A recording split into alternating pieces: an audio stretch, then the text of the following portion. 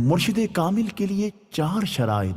سیدی اعلیٰ حضرت علیہ رحمہ فتاوی افریقہ میں تحریر فرماتے ہیں کہ مرشد کی 2 قسمیں ہیں۔ نمبر 1 مرشد اتصال، نمبر 2 مرشد ایصال۔ نمبر 1 مرشد اتصال یعنی جس کے ہاتھ پر بیعت کرنے سے انسان کا سلسلہ حضور پر نور سید المرسلین صلی اللہ تعالی علیہ وآلہ وسلم تک متصل ہو جائے۔ اس کے لیے 4 شرائط ہیں۔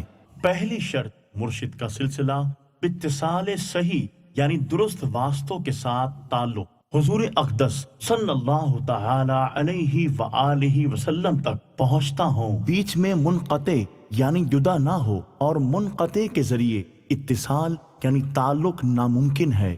بعض لوگ بلا بیعت یعنی بغیر مرید ہوئے محض بزوم وراثت یعنی وارث ہونے کے گمان میں اپنے باپ دادا کے سجادے پر بیٹھ جاتے ہیں، یا بیعت کی تھی مگر خلافت نہ ملی تھی، بلا اذن بغیر اجازت مرید کرنا شروع کر دیتے ہیں، یا سلسلہ ہی وہ ہو کہ قطع کر دیا گیا، اس میں فیض نہ رکھا گیا، لوگ برائے ہوس اس میں اذن و خلافت دیتے چلے آتے ہیں، یا سلسلہ فی نفسہ ہی صحیح تھا مگر بیچ میں ایسا کوئی شخص واقع ہوا جو بوجہ انتقائے بعض شرائط قابل بیعت نہ تھا، اس سے جو شاخ چلی وہ بیچ میں منقطع یعنی جدا ہے۔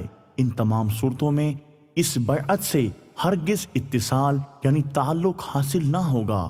بیل سے دودھ یا بانج سے بچہ مانگنے کی مت جدا ہے۔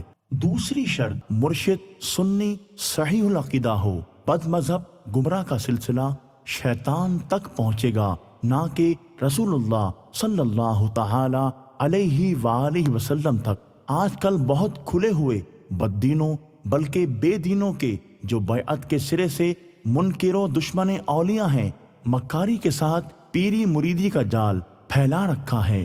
ہوشیار، خبردار، احتیاط احتیاط۔ تیسری شرط، مرشد عالم ہو یعنی کم از کم اتنا علم ضروری ہے کہ بلا کسی امداد کے اپنی ضروریات کے مسائل کتاب سے نکال سکے، کتب بینی یعنی مطالعہ کر کے، اور افواہ رجال یعنی لوگوں سے سن کر بھی عالم بن سکتا ہے۔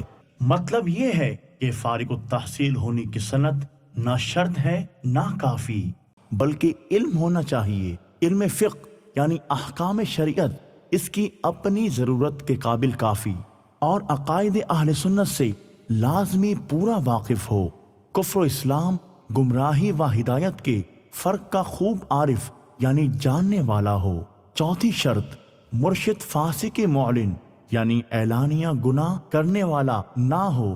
اس شرط پر حصول اتصال کا توقف نہیں، یعنی حضور صلی اللہ تعالی علیہ وآلہ وسلم سے تعلق کا دار و مدار اس شرط پر نہیں کہ فجور و فسق باعث فسق یعنی منسوخ ہونے کا سبب نہیں، مگر پیر کی تعظیم لازم ہے اور فاسق کی توہین واجب، اور دونوں کا اجتماع باطل۔